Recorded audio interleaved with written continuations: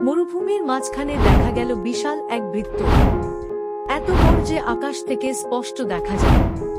কিন্তু কে বানিয়েছে এটি, আর কেনই বা তৈরি করা হয়েছিল? মরুভূমিতে পাওয়া গেল রহস্যময় বিশাল বৃত্ত।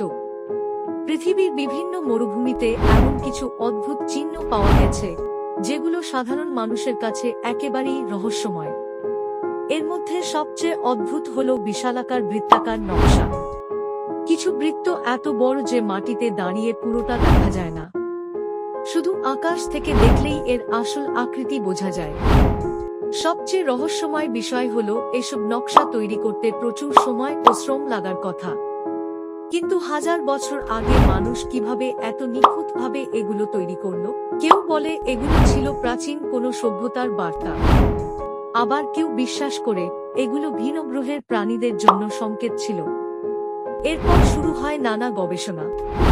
বিজ্ঞানীরা ধারণা করেন এসব নকশা ধর্মীয় অনুষ্ঠান বা জ্যোতির্বিদ্যার কাজে ব্যবহার করা হতে পারে।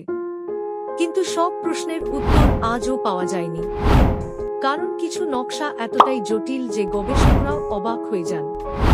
আর সেই কারণেই মরুভূমির এই বিশাল বৃত্তগুলো এখনো পৃথিবীর অন্যতম বড় রহস্য হয়ে আছে।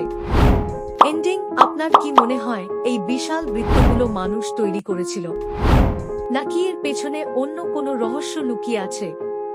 কমেন্টে জানান। আর এমন রহস্যময় ভিডিও পেতে সাবস্ক্রাইব করে পাশে থাকুন।